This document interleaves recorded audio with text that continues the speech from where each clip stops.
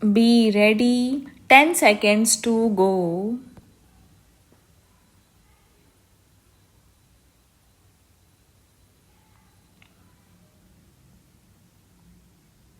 Start. The real limiting factor in industrialization is the lack of capital equipment. The difficulties are of getting the capital equipment and special experience from those countries which happen to possess it and who have a surplus of it. How far it can be obtained, it is for you to calculate and the producing countries to decide. If it is not obtained quickly, the process of industrialization may be somewhat delayed, but it will go on if it is considered right on the larger interest of the world that a country like India and other countries in the East should be industrialized, should increase and modernize agricultural production. It is in the interests of those countries that can help in this process to help the Asian countries with capital equipment and their special experience. But in doing so, it is to be borne in mind that no Asian country will welcome any such assistance if there are conditions attached to it which lead to any kind of economic domination. We would rather delay our development, industrial or other, than submit to any kind of economic domination by any country. That is an axiom which is accepted by everyone in India, and I shall be surprised if any other country in Asia does not accept it.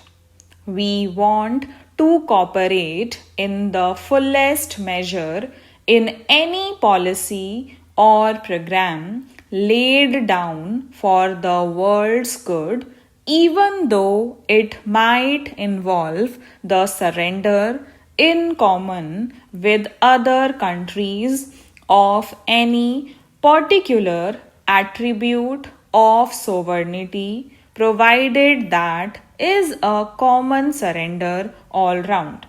But a long period of foreign domination has made the countries of Asia very sensitive about anything which might lead to some visible or invisible form of domination. Therefore, I would beg of you to remember this and to fashion your programs and policies so as to avoid anything savoring of the economic domination of one country by another. Political domination, it is admitted, leads to economic domination, but an invisible or semi invisible economic domination creeps in unless you are careful. If that creeps in, it will lead immediately to ill will and not to that atmosphere of cooperation which is so essential in this matter.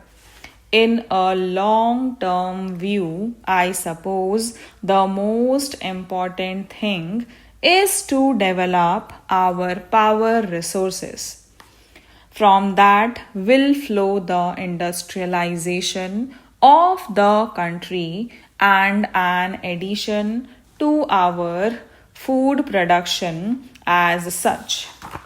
Measures for land reform will not create the necessary impact unless implementation is sincerely and speedily undertaken and the inputs necessary for increasing production are supplied on time at reasonable rates and in adequate measure, particularly to be small and marginal farmers.